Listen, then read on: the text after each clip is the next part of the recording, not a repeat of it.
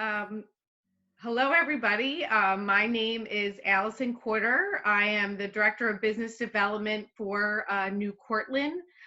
We are a nonprofit mission-based organization here in Philadelphia. We provide affordable housing for seniors and veterans here, mainly in North, Northwest, and Northeast Philadelphia. We have a fabulous nursing home, Germantown Home, in the heart of historic Germantown. We provide social support services to seniors so that they are able to age in place. And I just want to thank you, Mary Angela, for having us here and hosting this and putting this all together. I want to introduce not only two great friends, but partners in the community that will be your speakers today. One is Patty Grace, who's the account manager for JEVS Care at Home. They're also a nonprofit organization, and they provide non-medical home care, personal care services, companion services, and respite services so that seniors are able to age in place. And we also have Jordan Bicher, who's the regional manager for HealthPro Heritage. They are a therapy management consulting firm, and they've worked with Germantown Home for years, and also a fabulous partner here in the community. So thank you. I'm Patty Grace with JEVS Care at Home, and I would like to start off by thanking Allison and Mary Angela for asking me to participate in this very important program. Today we're going to speak about living your life in the safety and comfort of your home. I think we'll all agree that most people would like to stay at home for as long as possible, and we're going to discuss how that can be done safely. Topics to discuss will be understanding the signs of not being able to stay in your home anymore, keeping your home safe and secure, identifying hazards in your home, eliminating them, and then of course giving options to consider when that happens. Understanding the signs, that really is a tough one, because often the signs are right in front of us and we really don't recognize them. So that's what we're going to discuss today. Many people, it's difficult, as I said, to accept the fact that they're no longer able to stay in their home. There's really some things that we can do to assess that and determine if we really are independent or do we need assistance. Now, independent living is really what it says it is. It's being able to stay in your home and take care of yourself without any assistance from anyone, family, friends, or a paid caregiver. One of the things that you would assess is, are you able to take care of your activities of daily living? They're the fundamentals that we all do on a regular basis. We get up in the morning, we take care of our personal care, we go to the bathroom, we bathe, we dress. Are we able to do those things without assistance? And if we aren't, then we really aren't independent. Now, there's some other activities that support those activities of daily living, or ADLs as they're often referred to. And these are instrumental activities of daily living, also known as IADLs. And these are things that support your daily life, grocery shopping, preparing your own meals, doing your laundry, paying your bills, managing your money, going out, traveling, using your own automobile or public transportation. So if none of those things, if you're missing some of those things, then the chances are you really aren't independent. We also want to discuss keeping your home safe and secure. And for the most part, the rest of this presentation will really focus on people that have cognitive issues, cognitive decline, things like dementia or Alzheimer's disease. And of course, dementia is a very broad-based term for a lot of illnesses that can affect short-term memory. Keeping your home safe is really the primary focus for determining or staying independent in your home. The leopard spots don't usually change, so what we need to do, or you need to do, is maybe adapt the environment for the individual or for yourself. Again, people with cognitive issues like dementia or Alzheimer's, there's a lot of things that can be done in the home to make sure that they don't elope or escape, as they say, that they are not doing something like trying to climb out the window because they're confused. So there's things that can be done, like placing locks on your windows if you're in a second or third story or you're in a senior housing community, allowing for the window not to be fully opened. You can place doorknob covers that are very loose, and so it really is difficult for the individual to open the door. One of the things that I always suggest to families is making sure a person has a medical ID bracelet. Oftentimes families will say, well, my loved one doesn't wander. My mom, my dad, my aunt, uncle, they don't wander away. They'll never do that. And my response often is, yet. They haven't done it yet. But the chances are very good that they may. So you want to make sure that there is some type of identification on that person. Name, address, phone number, date of birth, and if there's any type of allergies to medication. This is important because if they do get lost while they're out, if there is some type of an emergency, a fire in the home, all of this is readily available for someone that can assist them.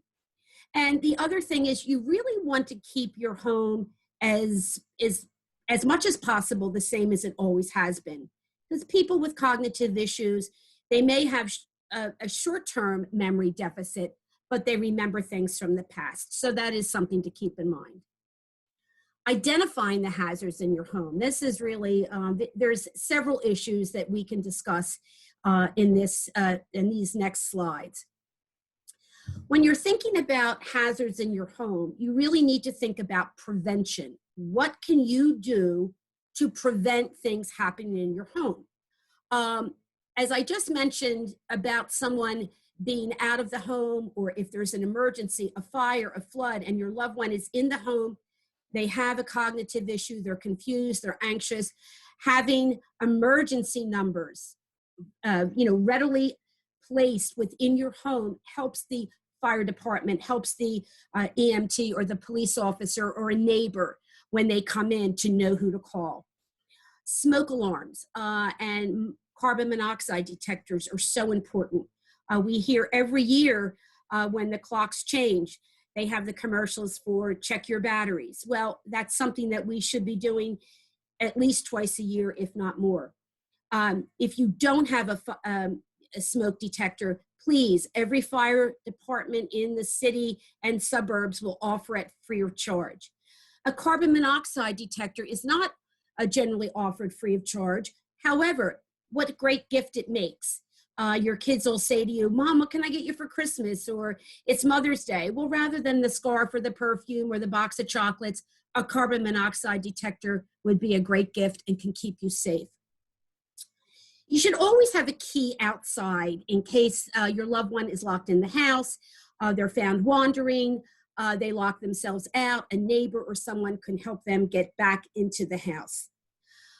Extension cords is a major issue. Jordan, I'm sure, will speak to this when he does his presentation. Falling is the #1 reason why people are no longer able to stay in their home. They trip, they fall, and they then are hospitalized, go into skilled nursing and rehab, and sometimes never able to come back to their home. With my own mother, she was the queen of extension cords. Not only is it a tripping hazard, but it's also a fire hazard. So please keep them to a minimum, and if you have them, tack them up against the baseboard. Throw rugs, another bugaboo of mine, is people trip on throw rugs, and again, back into the hospital, back into rehab. That cycle, that revolving door continues. Please do away with throw rugs. They really are a death trap. The water, oftentimes we don't think about water temperature, and that really is very important. People with cognitive issues will often refuse to get bathed, and one of the reasons can be the water's too hot. As we age, our skin becomes thinner, we're more susceptible to hot and cold than we were when we were younger. You can get burned more easily. So make sure your water heater is at 120 degrees and no higher.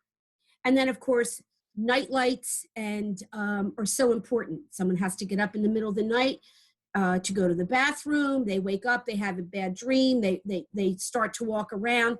If you have night lights in all of the rooms, it allows them to navigate more safely. Eliminating the hazards in your home. Okay, so we've identified some, so now we want to eliminate them. By minimizing all of these things, you're maximizing the opportunity for a person to stay safe in their home. And really, you know, it doesn't have to be the elderly. Younger people can have some medical issues. So these types of,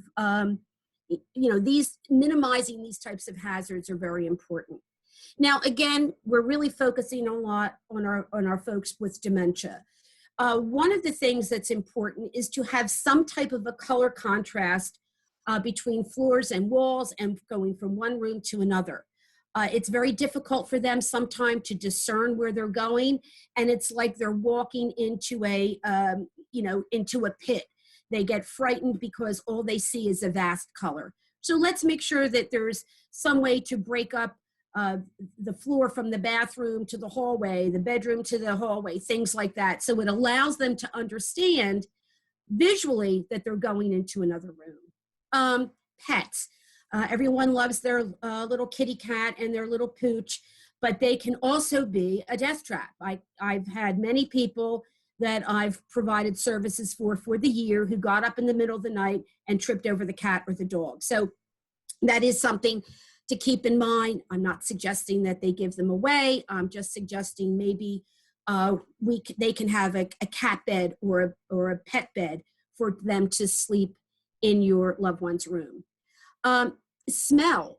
We hear a lot in the news now about smell being affected by the COVID-19. Well, as we age, our ability to smell really it gets depleted. So again, going back to those smoke detectors, that's another reason a person can't smell the smoke. Refrigerators. I'm sure I can put a chuckle on many faces by saying you or someone you know takes everything home from the restaurant, any little portion that's not eaten. It goes in the refrigerator and there's just a traffic jam of takeout containers. It's very important to make sure that if you bring something home from a restaurant or some type of a takeout, after the third day, the second or third day, get rid of it. Very often, because the sense of smell is depleted, you could be eating spoiled food. So that's something that we need to think about. Touch. Again, going back to the hot water, people that have dual faucets in a bathroom, and in older homes, that's still and most older homes have that. You may want to put a tape of red and a tape of blue to discern what is hot and cold. Furniture, if there is a glass top table or something that may have a crack or a chip, let's make sure that we put some padding around that, because you don't want that person to get scratched. If they bump into it, they could get frightened and again cause a fall. Keeping in mind, skin is very thin, and someone getting a scratch could really, turn into something a lot more than just the need of a Band-Aid. Taste is another one. When we're younger, we love to have some spice, many of us at least. So we get older, those taste buds aren't quite as sharp. So they may be used to using a lot of garlic, some hot sauce, some cayenne pepper, and they could actually be burning their tongue or burning their throat. And so that's something to keep in mind. It also can really play havoc on a person's GI tract. So we want to eliminate accidents and those types of things. Cleaning materials. I've had people say to me, well, who can mistake a cleaning material? Well, if you have, something, cleaning materials next to a counter or next to a shelf where you may have some other things, you have that beautiful lavender scented Mr. Clean or the green other cleaners. People may mistake that for something. Again, we need to be looking at this through the eyes of someone with a cognitive deficit. And if possible, keep a spare set of dentures. I know this sounds a little silly, but people will take their dentures out to soak. They're irritating them. And then somehow they disappear. People with dementia may put them in an odd place. So now everyone's on the hunt to find Nana's dentures. So if you have an extra set set aside, you can continue to look, but she's able to continue to eat. Hearing is really a big issue. I know it was for my mother. My mom died at 96, and I would say for a good 3 years before her death, she said the worst thing about her aging was her loss of hearing. She really couldn't, engage in gatherings because she couldn't hear everyone. The sounds were all just a mishmash in her head. So take into consideration your loved one that has a hearing deficit. Try and keep the family gatherings or the social gatherings to a minimum number. Because what happens is the person becomes distressed, often depressed, agitated, and then they just want to stay alone at home. So let's make sure that we're cognizant of that. Hearing aids, if they have a hearing aid, make sure you're checking the batteries, make sure that they're clean, and of course, if need be, having their hearing checked by a physician. This is probably the biggest hazard and the most difficult to address, and that is driving. I think all of us will recognize that when a person reaches a certain age and when there's health issues involved and cognitive issues involved, telling that person that they're no longer capable of driving can really be a devastating conversation. It can put a real schism in families, and it needs to be handled delicately and respectfully, but firmly. And so if a person has memory loss, if they have a visual or spatial impairment, if they really have a diminished attention span, they really should not be driving. And so this can be addressed in many ways. You can speak to the person's physician and explain the situation. That can be tricky because of HIPAA regulations. You can also address it directly to your loved one. I always recommend to families, please do not make it a group activity. The person feels that everyone is ganging up on them, and none of us would like that. You also have to keep in mind that you're the kid to that person. You're the spouse. You're the, niece or nephew. So do it, with respect, and make sure that you're doing everything you can to keep their dignity intact. If that doesn't work, there are some certain things you can do, and that's hide car keys. I mean, that can be done. You can have a kill switch installed or an alarm system installed on the automobile that disengages the engine. It's pretty dramatic, but it certainly is an option. And then you can also consider selling the person's automobile. Again, that may need the person's permission to do, so that may be difficult as well. You can also contact the Pennsylvania Department of Transportation to see if there are driving tests or things that can be offered to someone to determine their skills. And there's also a great program called senior safety driving. And so that's a great program that you can find online. All of these things are very important, and really to minimize the danger of your loved one or someone in the public, it really often must be done. So there's several options to consider to help you with these decisions and with these issues. Some of the things that you can consider is people that you know, your family, friends, church members, neighbors, can often be your biggest source of assistance. You'll have people say to you, what can I do? Patty, what can I do to help you out? I know you're taking care of your mom. Well, if you say nothing, then the person feels that there's nothing to do. But you may want to answer by saying, I go to visit my mom likes me to visit on Sunday. I like to go to church then. Could you possibly stop over and just sit with her until I get back? Another one would be, George has to go, he needs to go to the doctor, but I'm still working. Could you drop him off and pick him up? So there are certain things that people can do where you don't have to be skilled, you don't have to be accredited to help with those errands. There's community and local resources. I mean, certainly the Area Agency on Aging, the Department of Public Health. You have, NewCourtland that can provide resources. You have the Center on the Hill that can provide resources. So there's many places that can provide you with resources. Religious organizations, senior organizations are all available. JEVS Care at Home. If we're not able to help you, we can point you in the right direction. And there's another group that are trained caregivers, predominantly social workers. Now, this is a paid service, so it may not be appropriate for everyone, but these are geriatric care managers or aging life specialists, as they've now become known. And they can actually go to doctor's visits and speak directly with the physician. They can administer medication.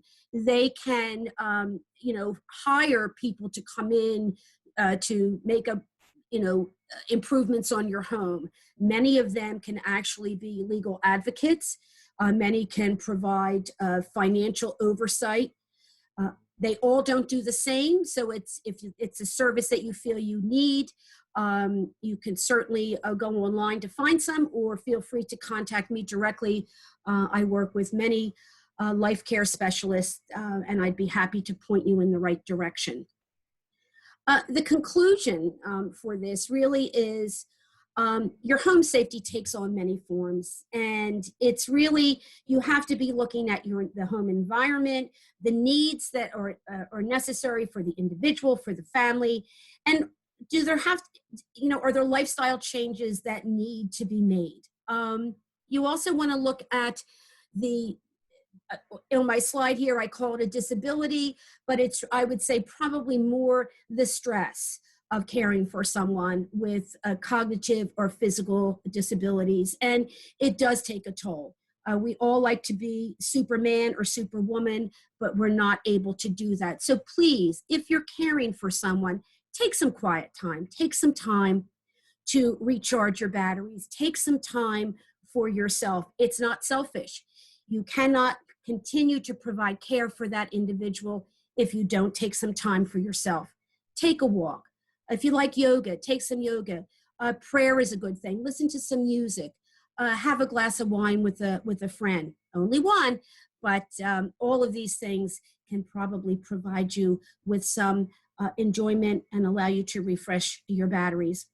Again, at JEVS Care at Home, we are able to help you with support and information. We are able to provide you with, trained caregivers, certified nursing assistants, and certified home health aides that can provide companion care and help with a person's activities of daily living on a respite basis, a permanent basis, and companion care. So our last slide here will give you the information of how you can reach me. And again, I would like to thank everyone for allowing me to participate. And now I'd like to have Jordan from HealthPro Heritage take over. Thank you, Grace. As Allison and Grace said, my name is Jordan Becker, and I am a regional manager with HealthPro Heritage. We provide therapy services to nursing homes, as well as independent living and personal care facilities all across the country. We're currently partnering and staffing the therapy department at Germantown Home, which is part of NewCourtland. And I'm very happy that Allison has had me come and share some information with you today. My presentation is on You and Your Home, a Perfect Fit. A lot of what you're going to be hearing is echoing what Grace said, And we'll maybe take a little bit of look at some of the things Grace said from a little bit more of a medical standpoint. So first, aging in place. Chances are you want to stay in your home, in your current home, for as long as you possibly can. And in order to do that, we want to make sure that your home is right for you. And will it continue to be right for you and match all of your needs, not just today, but going forward as you continue to age? Unfortunately, most people don't discuss or think about these things or the appropriateness of their home until something bad has happened. And at that point, it may be too late. So what we want to do is we want to try to be proactive to make sure that your home meets all of the needs that you have, not only for today, but going forward. And we want to think about those things before it becomes an emergency. As we age, our bodies can experience many changes that can influence our ability to stay safe in our home. Some of these changes may contribute to our tendency to avoid or stop doing activities that you once found to be enjoyable. And unfortunately, what happens is this becomes sort of a cycle. And it's not a good cycle, because what we see is maybe last year you really enjoyed, or your whole life you really enjoyed gardening. And last year you found that gardening was extremely difficult for you. It was hard to get down on your knees. You were exhausted when it was done. The upkeep, all of it just became too much. So this year you decided not to do that. Well, last year and every year prior to that, that was something that you did not only for your psychological well-being, but your emotional well-being, and it was also physical work. It was something that you had to do to stay up with, and you would water your plants and you would weed and do all of these things, not only that initial plant, but all year long. So now you're not doing that. So now instead of doing that, you're being more sedentary. And now because you're more sedentary, you have less abilities to do other things. And it becomes this cycle where because of our slow physical decline, we stop doing things, and then that physical decline increases. And that's what we want to try to slow down. So if we can do things to help modify your environment, not just at home, but the environment all around you, as Grace said, your IDADLs, your independent activities of daily living, if we help to maintain those, then that's going to help to keep you moving and keep you functioning. That old adage, if you don't use it, you lose it. That's very, very much true. So we want to make sure you continue to use it so that we don't show that decline. A lot of times the changes that we see, they're gradual and almost undetectable until there is some sort of crisis or emergency or deterioration where it's too late. So we want to try to catch those things and see if we can assist with those things before it comes too late. As Grace said, and she put it very, very nicely, as we age, our senses all tend to decline. We tend to think a lot, normally when we get older, we think our sight goes, our hearing goes. Those are things we think about a lot because we wear glasses or we're using hearing aids, but all of our senses go. Our ability to feel, our sensation, not just in our fingertips, but in our feet. And that can be an issue because if we don't have the dexterity to, say, do knitting that we used to do, then we're not going to do that. And again, you don't use it, you lose it. Sensation in our feet and our ability, not just feeling hot and cold or sharp objects, but we have something that we call proprioception. And that's our ability to be able to tell what our feet are touching. So your proprioception would be when you're standing on a carpet, you can feel that that's a carpet versus standing on a hard surface or standing in grass. And as we age, we lose that ability of that proprioception, and that can affect our balance, and that can affect our ability to catch ourselves if we stumble. And those are all very important things that impact our ability to stay upright and ultimately stay in our home.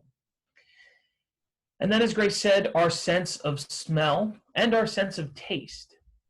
So as a society, we've become very accustomed to eating for enjoyment. In nature, we eat for sustenance. We eat to keep our energy up. We eat to keep moving. But we've become really good at eating for enjoyment. We go out to eat because the food's good, right? We don't, if we had a bad meal at a place, we don't go back there. Why is that? Because we enjoy eating. We enjoy the taste of food, and we want to experience that. Our meals have really become more of an experience than anything else. But as we get older, that sense of smell and that sense of taste starts to deteriorate. And as that deteriorates, we're less interested in eating because it's not as enjoyable as it used to be. So we still need that sustenance. We still need the energy, the protein, the nutrition that food gives us. But because we're not enjoying it as much as we used to, we tend to eat less. And then when we tend to eat less, then our body doesn't have the same amount of energy. And what happens when we don't have that same amount of energy? We don't go out and do the things that we used to do. We have more of a sedentary lifestyle. And as we have more of a sedentary lifestyle, we don't use it, we start to lose it. And then we don't have the energy to get up anymore because we're spending more time sitting. And because then we're sitting more, we're not burning calories, and then we're not hungry, and then we don't eat, and you see this cycle that starts to happen. So obviously there's not a lot we can do when your ability to taste or smell starts to go, but it's important to remember that you need to make sure that you continue to eat and you continue to get that same nutrition that you were before, especially right now while we're sort of all stuck inside and we're not moving, we're not doing the things that we used to do. It's extra important to make sure that we're eating a balanced diet, that we're getting protein, that we're not having too much salt and sugar in our diet, but that we're eating healthy choices, dairy, fruit, vegetables, and protein. That's going to keep our energy up, and that's going to allow us to continue to function. In addition to our senses, our physical abilities may become reduced, makes it more difficult. So again, you don't use it, you lose it. Our muscles, as they start to deteriorate as we get older, that can affect our ability to stretch, to bend over, to lift up objects. And as those things become more difficult for us, then we tend to, again, not do those things, such as planting flowers or exercising, going for walks. Even going to the grocery store can be a chore if we find it very difficult to pick up those heavy bags. Another thing that starts to go is our reaction time. That begins to slow. And that can really be a combination of all of those things. We can't hear like we used to, we can't see like we used to, and we don't have the same sensation in our feet and our hands.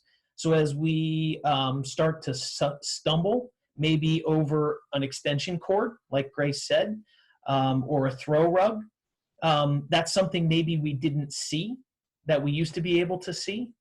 And we don't have that same reaction time to catch ourselves. And that's how we end up falling and hurting ourselves. So if we continue to exercise and move and do as much as we possibly can to stay well and physically fit, we're preserving that reaction time, not necessarily from our sight or our hearing, but from our muscle strength.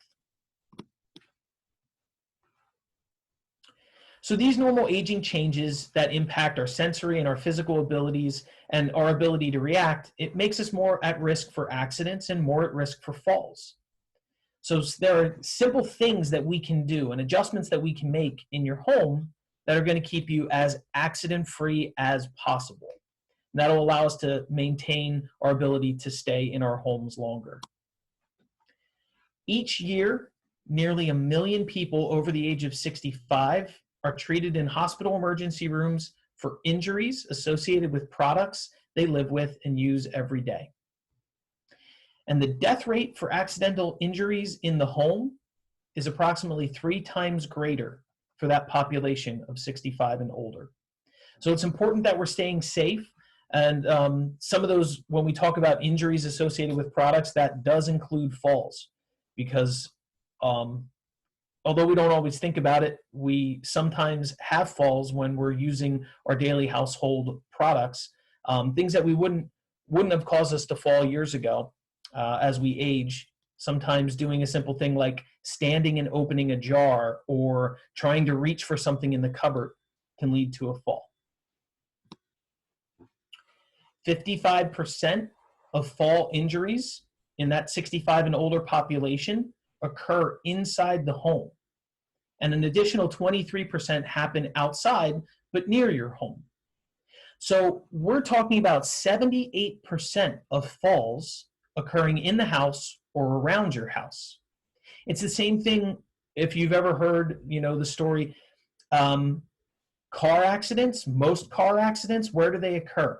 They occur within 2, 3, 4 miles of your house. Well, why is that? Shouldn't you be more familiar with that area? That's the area you're in the most, right? That's exactly it. That's the area you're in the most, especially right now where you're spending most likely 24 hours a day in or around your house. Even for those that are working and leaving their home, they're gone for 8 or 10 hours a day. They're still spending the majority of the day in their home. So that's where the injuries occur. So why one of my biggest pet peeves is when I hear somebody say, I only use my walker when I go out. Drives me nuts because the majority of falls happen in the house. So if you feel like you need a walker or a cane or a rollator when you go outside your home, then you should be using it in your house too, because that's where the majority of falls occur. And falls are an accident. We don't call them on purposes, we call them accidents. So that's the important thing to remember. They are accidents. We don't plan them. They happen when we don't expect it.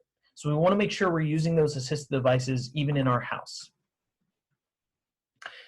Many of the falls and the resulting injuries can be prevented if we take steps to eliminate or fix potential hazards in and around the home, or to modify the way that we do things.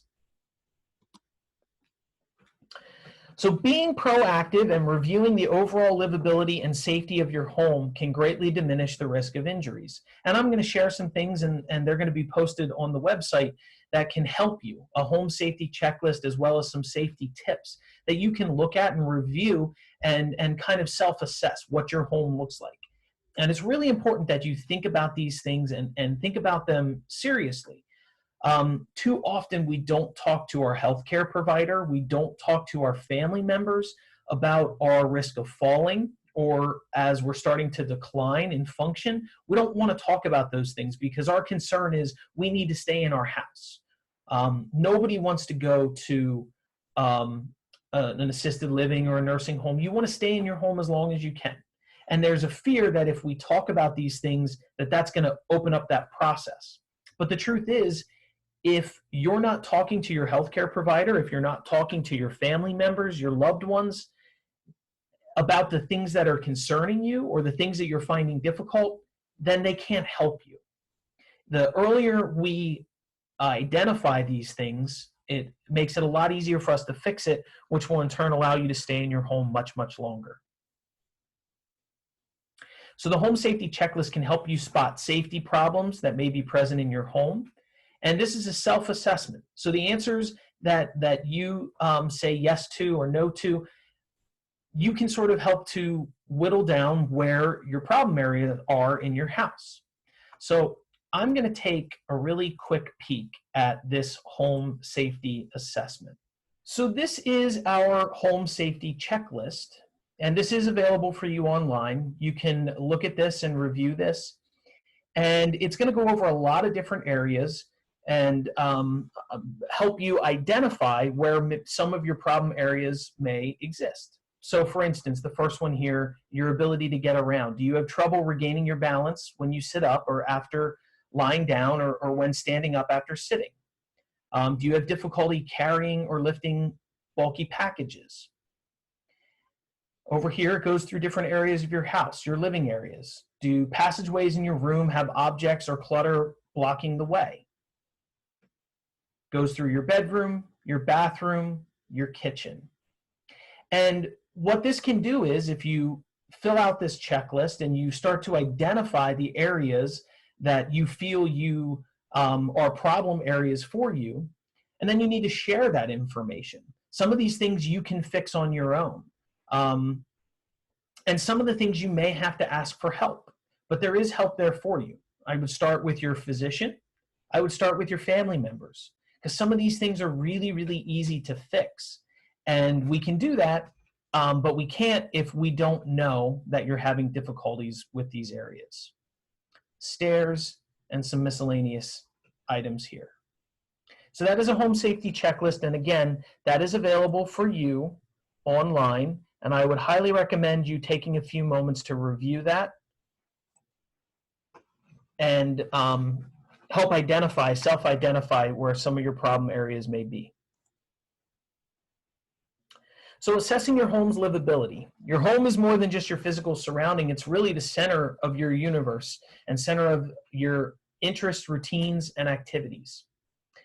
Therapists, occupational therapists, physical therapists, they're professionals who can help assess the fit between you and your environment and help to formulate a plan as to what can be done to help keep you in your home. Therapists can come and do a home evaluation. That's something that your insurance will cover, and it's through a home health agency. You need a script from a physician. So this is another reason why it's really important to discuss these things with your healthcare provider. And when you would get a home assessment to assess the safety of your home and your environment, it really is a partnership. A lot of times people may think, oh, they're just going to come in and tell me what's wrong with my house. No, it is truly a partnership. And the goal is to help make your day-to-day routine easier for you. So it's important to make sure you're discussing all of those problem areas from your home safety checklist with your healthcare provider and a therapist that would come in. These are some examples of recommendations that a therapist might make. Grab bars in the shower, a handheld shower or tub bench can really increase your safety while you're bathing. A lot of people have a fear as they get older taking a shower. The wet surface, sometimes the endurance, having all that moisture, sometimes it's difficult to breathe. I'm here to encourage as much activity to maintain your ability to walk around and go for walks and do as much for yourself as you can. However, there's a time and place to work on your standing, and in the shower doesn't have to be one of those. So if you can get a tub bench and put it in your shower so that you can sit while you shower, it's a really good thing, not only for your safety, but if you're not showering as much as you used to, taking a shower makes you feel really good. It feels good to be clean, to be fresh, and it invigorates you. So if we're not doing that as often as we did, again, that's going to minimize our desire to go and do the things that we used to do. We talked earlier about gardening. Can we come up with a raised flower bed so that you don't have to bend over? Maybe a way for you to really still enjoy a hobby that you really like. And this is just one example. There's lots of different examples of things that we can modify. We can build a raised flower bed very easily. I'm sure you can have a loved one, a family member, a neighbor, takes a couple pieces of plywood and some 2x4s, and very easily you can have a raised flower bed. And that would allow you to continue to do something that you really, really love. Same with cooking.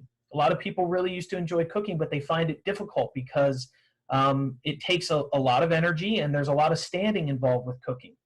We sort of have it in our mind, we've done things for so long that that's the way it has to be done. But nobody ever said that you have to chop up carrots and potatoes standing at the counter. There are many things that we can do during the cooking process that can be done seated. And we can still do that activity. We just may have to alter it a little bit. And having a therapist come in, discussing these things, they can help you formulate a plan. Lamps and magnifying glass by your easy chair for doing crossword puzzles, needlework, reading. Again, we talk about our eyesight going and sometimes the dexterity with our hands. And you may think, why would I put a lamp there? I've never needed a lamp there before, but things change. Our abilities change. And having a well-lit area often will allow you to see a little bit better. So there are things that we can do around your home to help sort of continue doing the things that you always loved.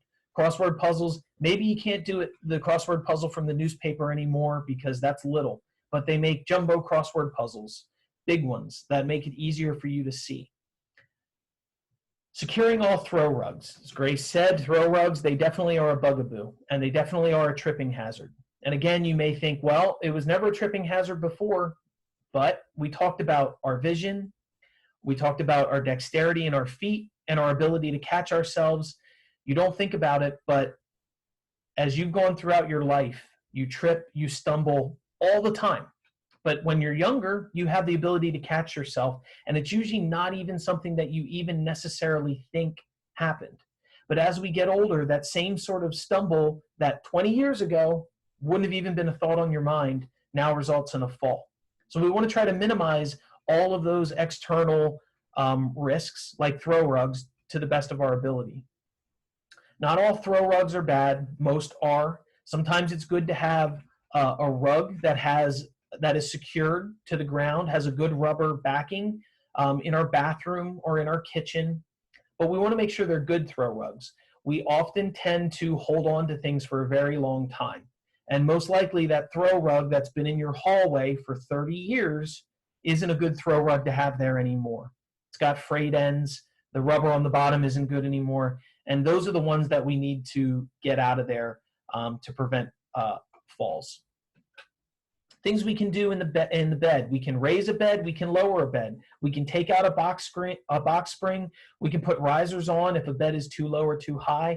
And they make literally hundreds and thousands of different bed enabler bars that you can attach to the side of the bed that'll help you get in and out. There are tons and tons of adaptive equipment, and your therapist and your healthcare providers, they're the experts at that stuff. So again, if we don't know what your issues are, we can't help. So it's very important that you talk to your healthcare provider. Reorganizing. This is a really, really big thing. Chances are, this is talking about your laundry room, but especially in your kitchen.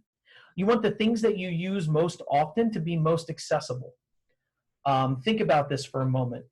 I'm suspecting that wherever the place you first put your drinking glasses in your house when you first moved in 20, 30, 40 years ago, my guess is that's the same spot you have the drinking glasses right now.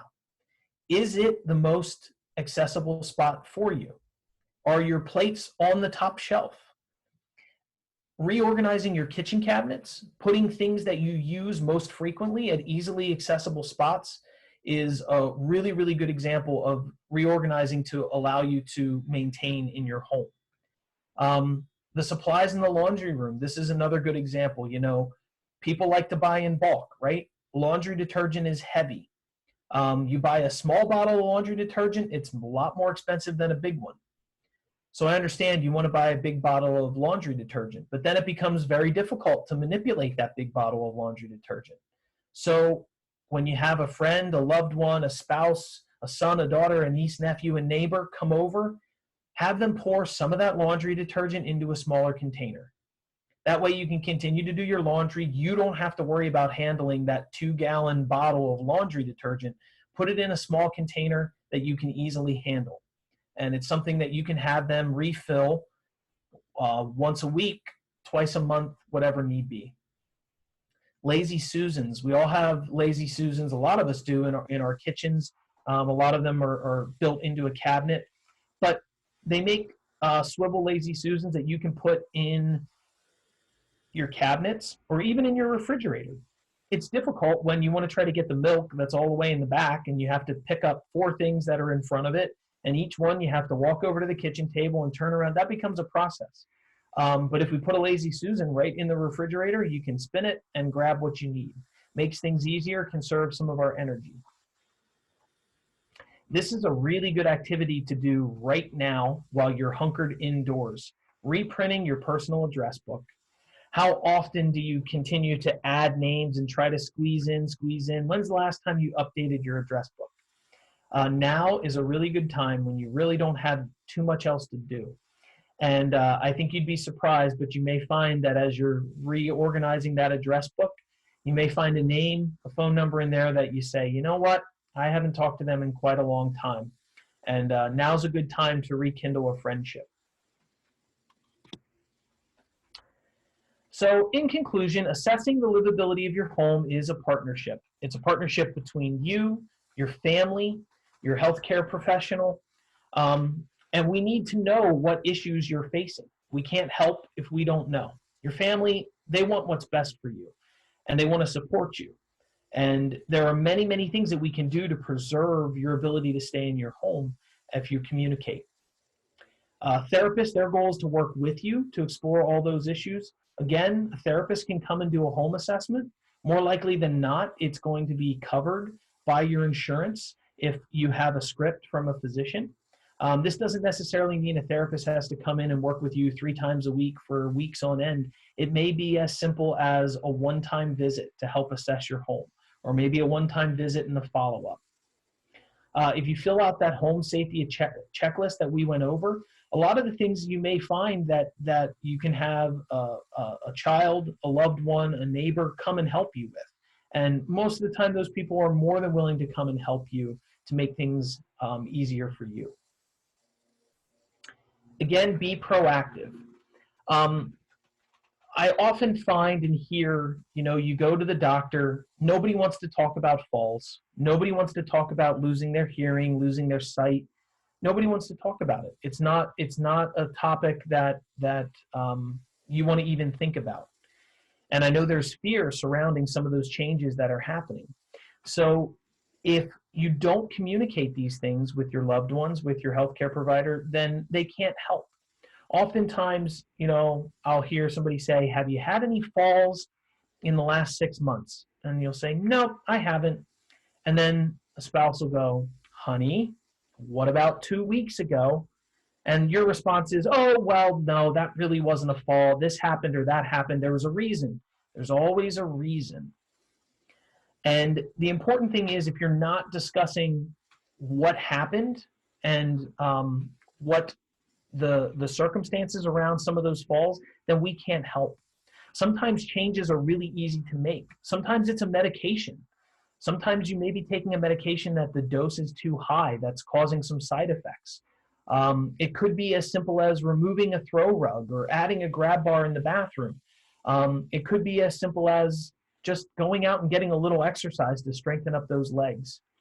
There are many things that we can do to help. It might be a matter of, I know everybody has that easy boy, lazy boy, easy chair in their room that they don't want to give up. That's a chair they've most likely had for 15, 20, 30 years.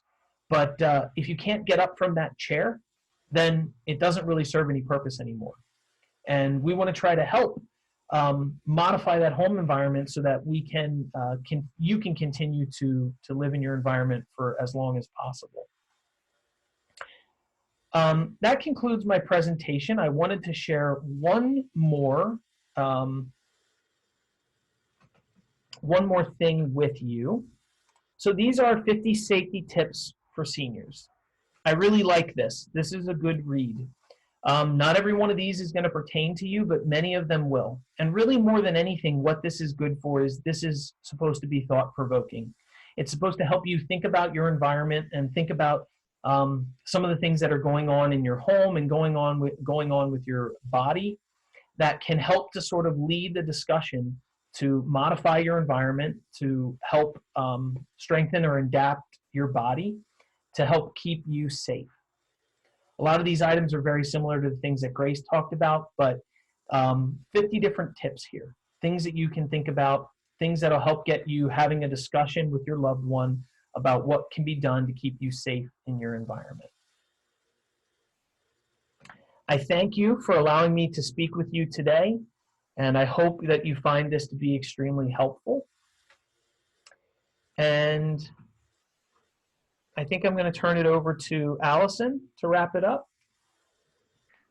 Thank you, everybody, for this engaging and enlightening presentations. I think everybody will find it really informative. And now, as Jordan mentioned, we're home. So let's, utilize these tips and tools that Grace and Jordan presented to us, and really take a look at your own, personal surroundings, inside and outside. And, everybody stay safe out there. Thank you. Thank you. Thank you all so much for being with us today. We really appreciate it. This was wonderful. And all of the documents that he shared and showed will be linked below this presentation online, so you can download them yourself and have them to use at home. Okay. Thank you again so much, everybody. Thank you. Thank you.